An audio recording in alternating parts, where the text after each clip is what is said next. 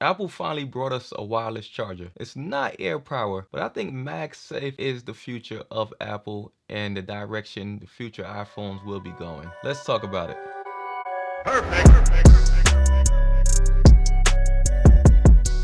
All right, so we have the MagSafe charger here. Did my unboxing for the iPhone, and now this is the MagSafe charger. So let's jump inside and see what we have. Wait a minute, I think I'm gonna have to bust this open because doesn't look like there's an easy way to open this up. I don't want to tear it up, but it looks like I'm gonna have to. Let me see if I can pull this tab. Oh, here we go. Okay, Apple didn't let me down. There is a little pull tab, so let me pull that. See, Apple normally makes it very easy to unbox their products. What we have in here. The funny thing is, Apple's been doing this whole eco thing with their iPhone, but the charger, the MagSafe charger comes with more books, more paperwork than the iPhone did. Oh, Apple. All right, so let's take a look at what else is in here. So we have the MagSafe charger, which it looks like it's all one piece. And how do I get this out? All right, from the side right here. Pull it out from the side. Ugh.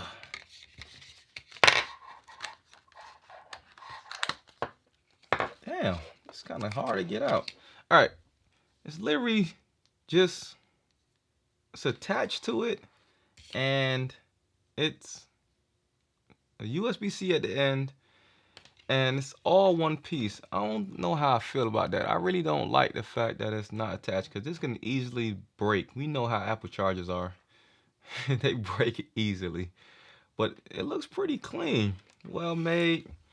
Cable, I think it's long enough, but I would want it a little longer. That's why you let us use our own cables and not to worry about something being too long or too short. But I mean, it's a charger. But yeah, I got a lot of thoughts about this. First thing I did, I haven't tried this yet, but let's see it snap onto the iPhone. Oh, it's on there. I mean, it's not super tight. It's not super tight, but it's on there. I actually like to feel that. This is a really genius idea by Apple by making this magnetized wireless charging. How many times have you tried to put your phone on a wireless charger and you just fiddling with it, trying to get it right, trying to get it lined up with the charging things? And that's annoying, especially like late night. I'm a wireless charger person. I hate plugging my phone in, and at nighttime you tired and you just want to drop your phone on the charger, but you gotta play with it a little bit. And it's really annoying to line everything up to get it to finally charge. But this, it's not like a new technology or anything, but it's genius being that we use it for like charging watches and charging other things, but putting magnets inside of the phone is pretty genius. It works well.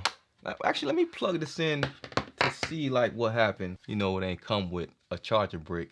The iPhone didn't come with a charging brick. They expect you to use your old charging brick. Most people that's coming to the iPhone 12 are most likely coming from iPhone 10, 9, no older. And there's not that many people coming from 11 to the iPhone 12. So most people won't have a USB-C charging brick, especially not 20 watts. You know, iPhone sends you all these 5-watt chargers. So they on some funny business. They're trying to, make extra money by selling people a charger on the side, but they know people don't have a 20-watt charging brick just sitting around. Anyway, I got one off of Amazon. I don't even know this brand. RAV Power. I actually do know RAV Power. I got a few phone batteries, not phone batteries, but camera batteries from RAV Power. But I'm just gonna tear this open. I think this charger was about $15, $20. It's a 30-watt charger. Power delivery is really, really small. That's why I got it. It's USB-C. I think this only requires 20-watt charging, but it only charges your iPhone at 15 watts. wireless charging. So that's my other topic is, let's plug this in, see what happens. Plug it. Oh, a lot going on here. I'm just making a mess. Ignore me. I'm gonna get this right. Okay, so this cable is much shorter than I like, but let's put it on for the first time and see what happens when you charge. All right, that's a cool little animation. Says it's charging, shows a loop. So it's recognizing that its charger is on, and it's a new little animation. Interesting thing here, this is only charging at 15 watts. I do believe MagSafe is the future of Apple and the iPhone, being that we waited 3 years for Apple to bring USB-C to the iPhone. And I've come to the conclusion, especially with the release of MagSafe, that it's not happening. You know why it's not happening? Because there's another rumor. Apple has been planning on removing the charging port to make a portless iPhone. This is proof that Apple is going portless. They're going to move to completely wireless charging. My thing is that they're just not quite ready for it, and they're trying to warm people up to it, get people used to using the MagSafe charger, then to say, hey, iPhone 13, iPhone 14, let's remove the charger port completely. We're not going to USB-C. We're going to remove the charging port completely. Problem is, they're not ready for it yet. You know why they're not ready for it yet? Because this still only charge at 15 watts.